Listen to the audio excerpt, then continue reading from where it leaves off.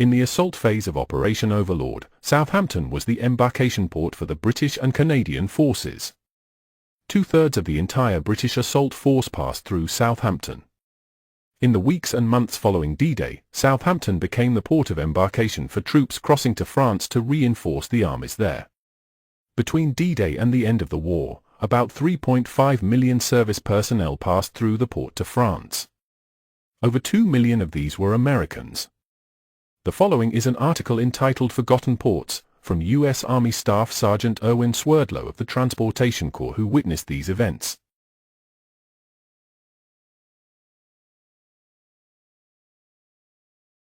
Two precious years of plans were put away. The offices were empty. All the maps were rolled up on the walls. What had been paper at last had come alive. Across the channel, aware of our resolve, with cold contempt, alerted Germans stood beside their guns, and reinforcements rumbled from the Rhine. Their generals were prepared, their might was poised. They looked across the heaving sea and grinned. They would reap harvest of us on the beaches, and even death himself would stand amazed. Yet faint across the groaning of the sea came the thin thunder of a mass of power. Drawn from the great free peoples of the earth, it gathered in the ancient ports of England to crowd upon the steel-encumbered ships.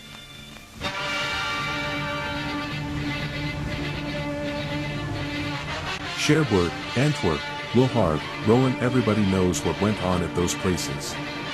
They were the big continental ports, the post-D-Day battlegrounds, scenes of heroics and stupendous achievement.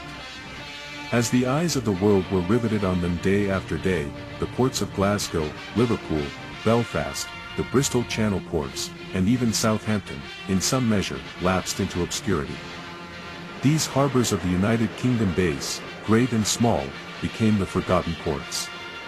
And, ironically, it was under this screen of oblivion, when epic events in France, Belgium, Holland, and Germany claimed the center of the stage, that these forgotten ports accomplished their gigantic mission. The achievement of the UK ports from D-Day to VE Day was beyond belief.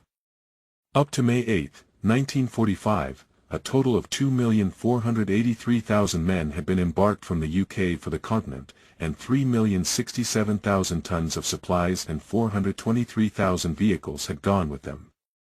The UK was the springboard for the invasion. Planning began in December 1942, immediately after Torch, the North Africa invasion, had been mounted.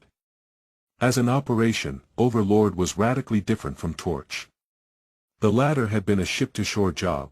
Overlord, however, was designed to effect a landing upon a shallow beach, this involving the use of amphibious craft. Ships were required that could be beached.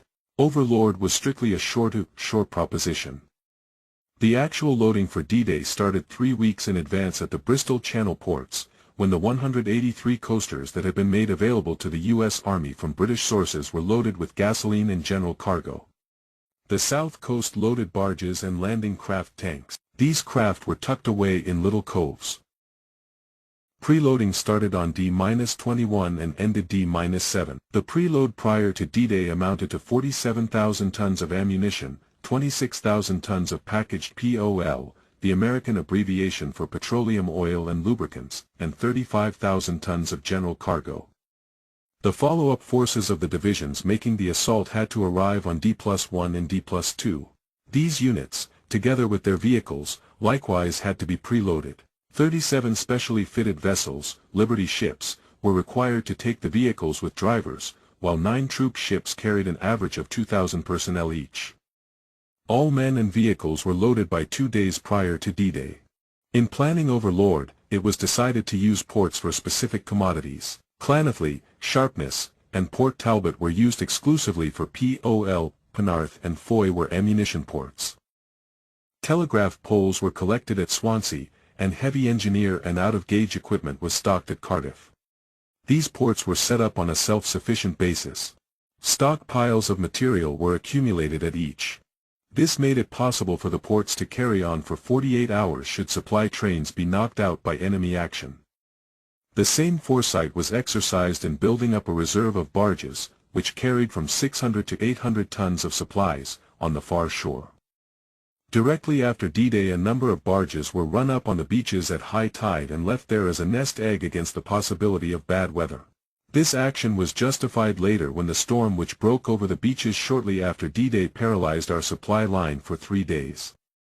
Approximately 2,000 craft were involved in Overlord. They shuttled back and forth between numerous loading points on the south coast and the far shore.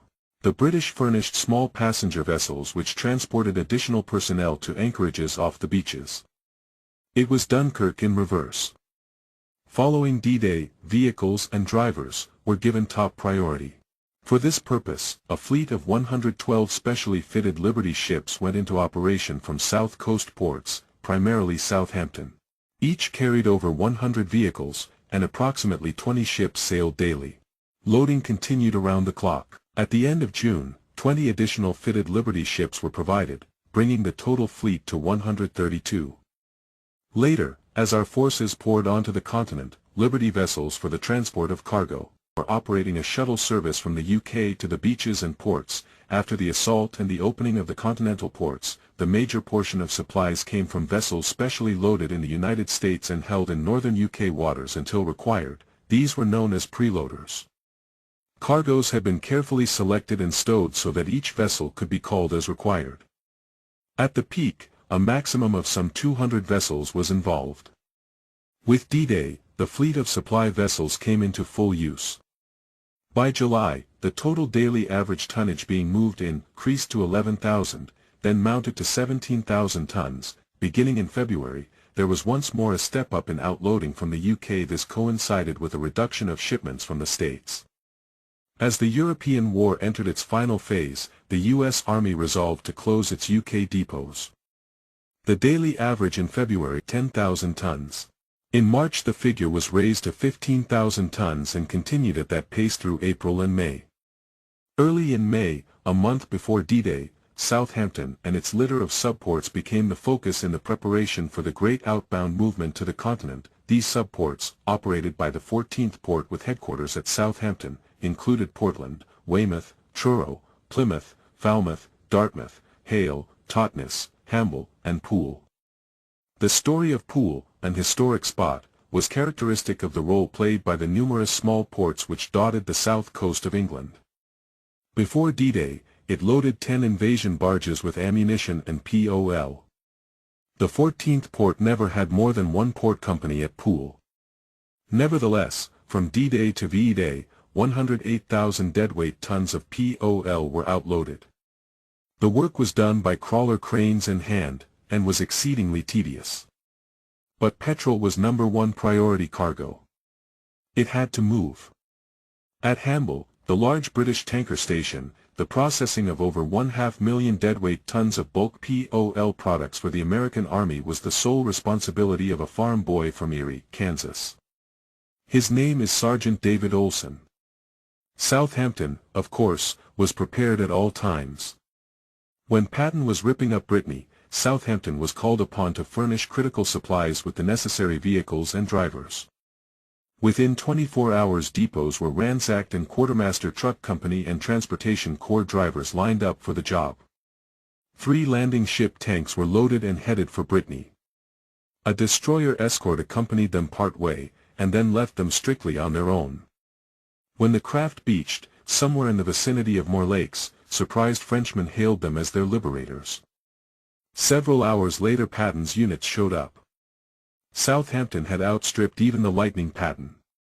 When V-Day came, 1,800,000 personnel had been embarked from Southampton. Weymouth Portland had embarked another 500,000. Between D-Day and V-Day, Southampton had loaded out 240,000 vehicles, and Weymouth Portland had shipped another 143,000. The dead weight tonnage of these vehicles was approximately 2,500,000.